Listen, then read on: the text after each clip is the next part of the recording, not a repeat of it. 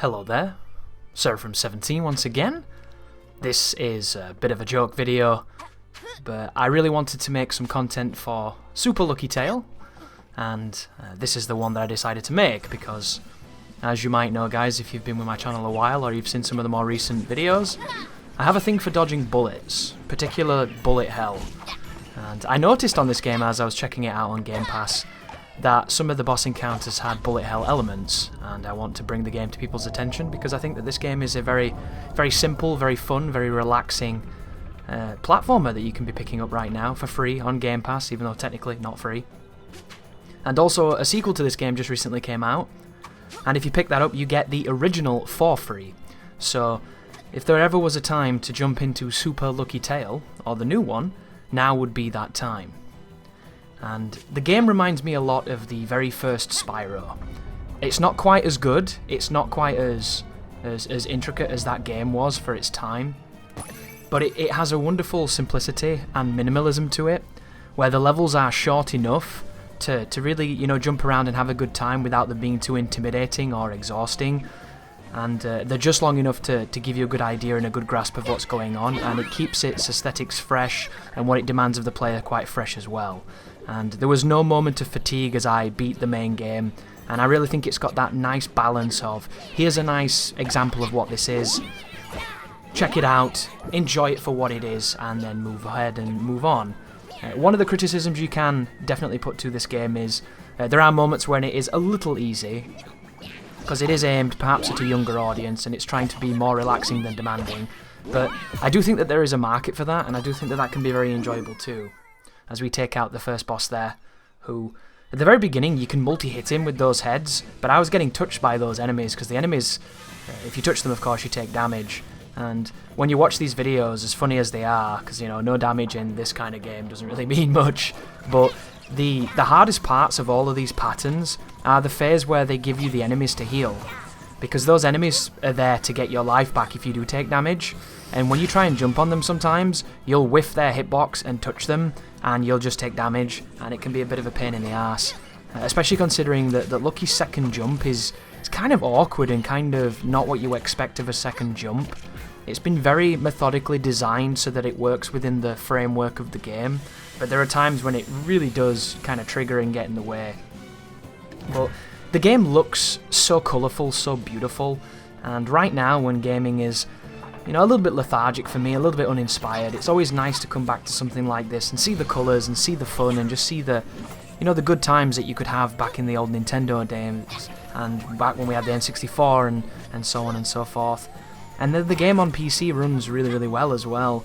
It runs really nicely. The only small hiccups I've had are a couple of stutters, but other than that, this game is running at a pretty much a locked 240 FPS on 240 Hz the whole time. So not only does it look really beautiful and colourful, but it also just feels and runs buttery, and I don't stress this enough as much as I talk about it a lot. When you do come across a game that feels and runs as well as something like this does, and I'm not talking about the game's feel, guy, I'm not talking about the game itself, I'm talking about sheer performance here, how it's presented on my monitor, on my eyes, on my machine. There's just something to be said about a game that runs and feels so nice on a base level, and then on top of it, it's actually a very fun game that's got a decent amount of appeal. If you're like me and you grew up with Banjo-Kazooie, you know, you grew up with the Donkey Kong series and things like that, where you ran around picking things up and having a good time, beating bosses with 3 hits and doing 3 tasks. And this is a really good modern take on that, I think. And it's not like Crash, where I think Crash is a lot more technical and a lot more difficult and a lot more skillful than people give that game credit. So Crash is a game that can demand a lot from the player, and it makes you want to improve because it's very rewarding that way. This is much more of the tone of something where you can just kind of walk around at your own pace without ever really being too demanded of. And it does have a life system, as you can see right now. It says I've got 7 lives. And it does borrow a bit of the old Banjo-Kazooie tech, where if you ever tried to get the 100 notes on a level and you died, it strips all the notes from you. So if you're on a level that doesn't have a checkpoint, or you don't trip the checkpoint, you will have to do all your progress from the start. But once again, the levels are so brief that you'll never really come into too much of an issue with that. And the levels themselves are split out between 3D exploring stages and two-dimensional stages with platforming, and some of them focus on speed, some of them focus on other elements. There's some interesting gimmicks. It does keep it fresh throughout. It's relatively short campaign. You're only looking at about 4 or 5 hours, and that's when you're getting 100% as well, because if you're anything like me when you play a game like this, whenever you see that there's 4 clovers to get on every level, you want to get all 4 clovers before you move on. And if you do that, you'll see the end of the game probably in about 4 to 5 hours. Unless you get stuck on something, which I didn't, which is quite rare. Usually I get stuck on the most obvious things. But this is the third boss. This is probably the most difficult boss in the game when it comes to not getting clipped. And it's because if you get unfortunate, you can get some interesting patterns here with some of the boards and some of the flames. And there's a lot of enemies in between. So this is one of the bosses where you'll be fighting it probably for the longest. And the way you damage it is when it fires those bombs your way, so you can hit them back. And it doesn't seem to make a difference if you multi-hit the bombs. It's almost like they give you 3, but they never expected you to hit all 3. Like right here, I hit 2, but I can't get to the third one. And I've hit this boss with multiple sets of 2, and it doesn't take him down any quicker. It's not 3 hits and death. I think it's meant to be 3 phases. Just be very careful when the enemies turn up there. The bees particularly can be bad for this. You'll go to try and jump towards it and you'll just trade with it. And then the cat turns up. I did trying to attack the cat, trying to do some setups on him to try and speed it up, but I just ended up trading with him. Once again, guys, there's a lot of simplicity here. It's not the most technical game. But what I do like is there's this mechanic where you burrow under the ground, and you can use it as almost like a dive kick and like a diving movement. I think they really missed an opportunity to have the being above and being below a bigger, stronger mechanic in the boss fights, because there are these running missions where you run from left to right, and there's a whole bunch of setups happening like something out of Donkey Kong Country. And on those particular levels, you do a lot of going up and down between the loam and the surface, but none of the bosses implement that. And with the bullet hell elements, as you saw just then, it could have been a really nice combination.